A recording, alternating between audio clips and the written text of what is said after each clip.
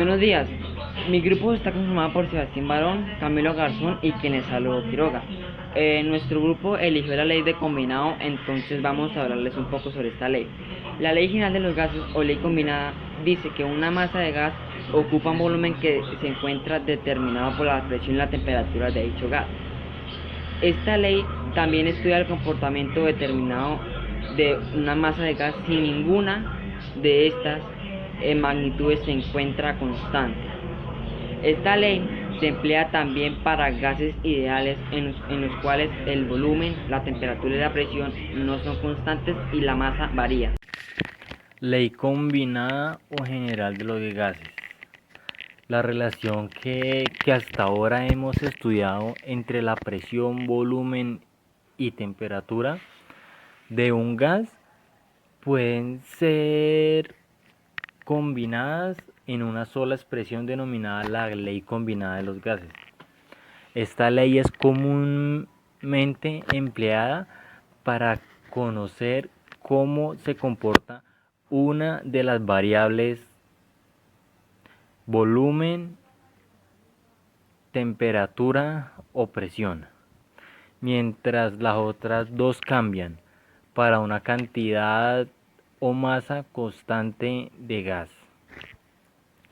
Dicha ley establece que el volumen ocupado por una masa o cantidad de gas varía de manera inversa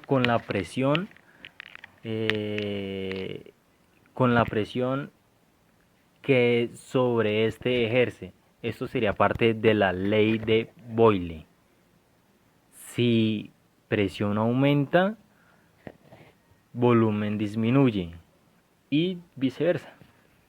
Y de manera directa con la temperatura que, que experimenta. Ley de Charles. Si temperatura aumenta, volumen aumenta y viceversa.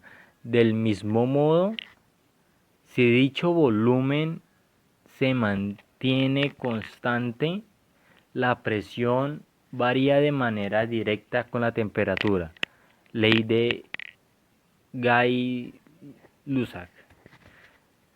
Si temperatura aumenta, presión aumenta y viceversa. Dicha combinación de las tres puede ser expresada de la siguiente manera. Corte.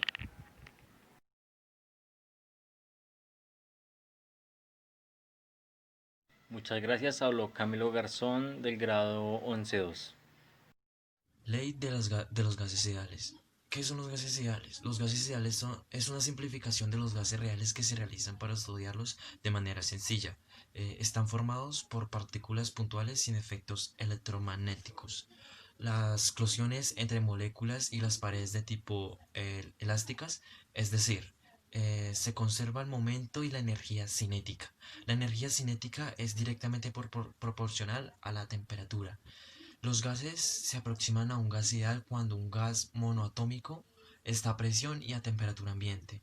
La ecuación del gas ideal se basa, condensa la ley de Boyle, la ley de Guy y Lussac, la ley de Charles y por último la ley de Avogadro. Aquí les dejo un claro ejemplo de la ley de los gases ideales. Les voy a dar un ejemplo de cada una de las leyes. Ley de Charles. Corresponde a las transformaciones que experimenta un gas cuando la presión es constante. Aquí les dejo un ejemplo. Ley de Guy-Lussac. Corresponde a las transformaciones que sufre un gas ideal cuando el volumen pertenece constante. Aquí les dejo un ejemplo. Ley de Boyles. Corresponde a las transformaciones que experimenta un gas cuando su temperatura pertenece constante. Aquí en la imagen se ve presión 1, constante 1, igual a presión 2, constante 2. En la curva que se describe en el gráfico presión versus volumen corresponde la isotérmica, es decir, todos los puntos donde la temperatura es la misma. Aquí se ve el ejemplo. Ley de Avogadro. Volúmenes iguales de distintas sustancias gaseosas, medidos a las mismas condiciones de presión y temperatura, contienen el mismo número de partículas. Aquí un ejemplo de ideales. Muchas gracias por su atención, profe, y espero que le haya gustado el video que hicimos los tres. Que tenga un buen día.